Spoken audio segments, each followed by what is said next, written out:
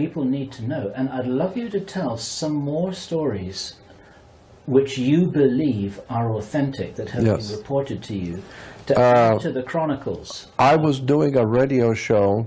I was being interviewed on the Lou Epton show in Las Vegas many years ago, quite a few years. I'm thinking maybe 89.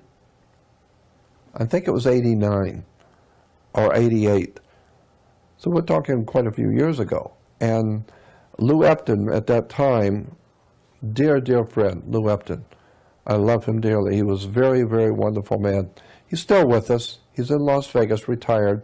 But he had a major top show in Las Vegas during the morning talk show. I have one at nighttime talk show. But but I was in Los Angeles, and Lou called me to do an interview, and that was a 2-hour show, and back in '88, I think it was. But anyway, in the process, I brought up the subject of the reptile aliens, and my belief about the reptile aliens and what the ancient peoples of the ancient world, the Babylonians, the Sumerians, the Phoenician Canaanites, the Egyptians, especially the Sumerians, all the ancient peoples of the world talked about the reptile aliens. And so I just brought that up in passing, that I think that there are reptile aliens here. I've heard too many stories, and then I told some of the stories that I had heard. Well, after the program, I got a phone call from a guy who later on I found out is an extremely wealthy businessman in Las Vegas. He buys and sells hotels and commercial properties in Vegas, and he was the biggest there. And he said to me, he said, Jordan, we listened to Lou Epton. We love Lou Epton. So in the office in the mornings, we listened to Lou Epton on the show. And he says, but this morning, when you came on, we got so interested in listening to you that everybody just kind of quit work for a little bit and was listening to you. And he says, and when you mentioned the reptile aliens, it shocked us. And he said, I'm a Christian, and I have 5 men who work for me in my office, and they're Christians, and they all belong to the same church. We all go to the same church, and all 6 of us are in the office, and we were hearing you today. And he said, when you mentioned reptile aliens, I had to call you and tell you, we're Christians, but every year we go somewhere in the world on vacation, and my company pays for everything. And he said, so I take, and all 6 families go together on a vacation somewhere. And he says, and last year, now this was like in '88, so he's talking about '87. And he said, last year we decided to go camping for a couple of weeks in Colorado. And he says, we were up in the mountains, and we broke camp one morning, and we walked up to the top of this mountain.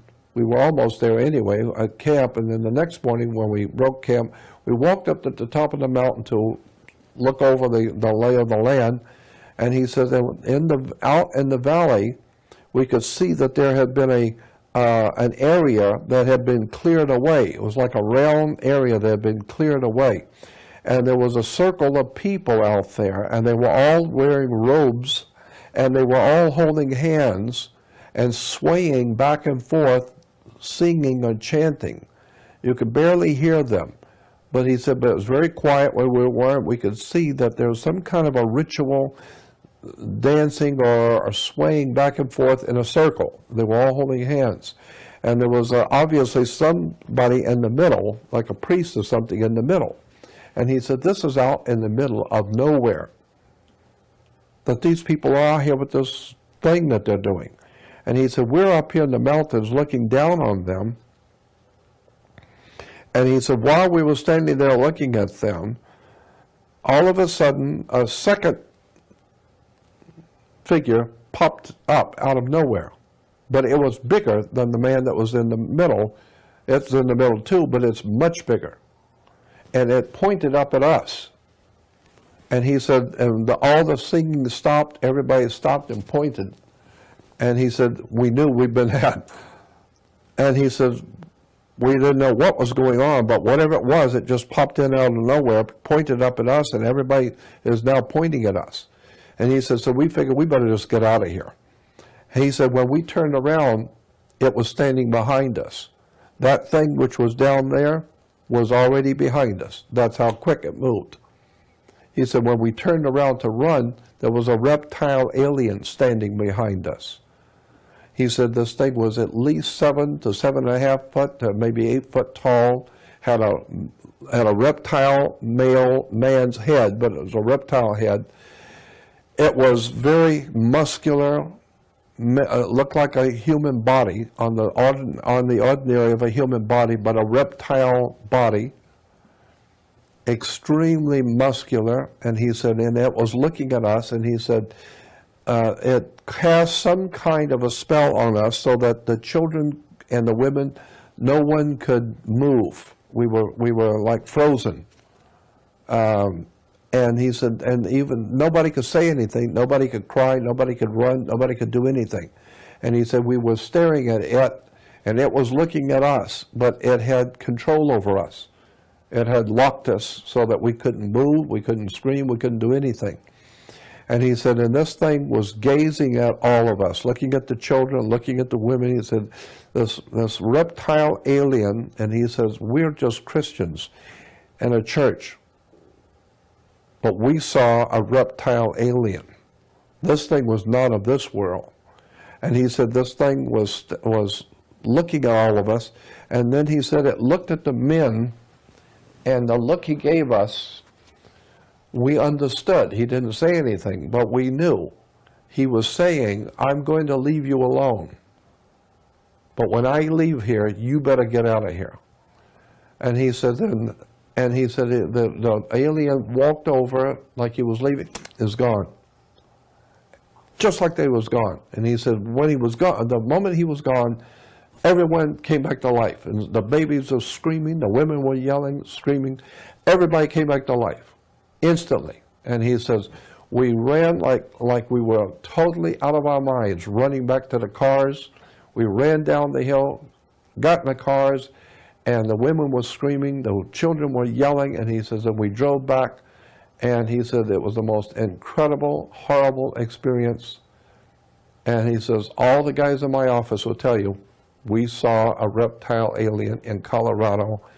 So when you're talking about, he says, so when you're talking about reptile aliens in the ancient world, I got news for you. There's one we know for sure in Colorado. We saw him. And he said, this thing ran back, and it went so fast, it was just, it's gone. But that's how fast it came up behind us. We knew that we'd been spotted, we turned around, and it was too late. It's already standing here. And he says, so when I hear tales now about people who have seen reptile aliens, I got to tell you, there's 6 families here. We all belong to the same church, and I will guarantee you, we saw one. You can bet on it. So, and this is and I found out because I started asking questions when I was in Vegas about this man and his company. And yes, he's a very wealthy man and a very, very big company, well known in Las Vegas for buying and selling the hotels and big properties.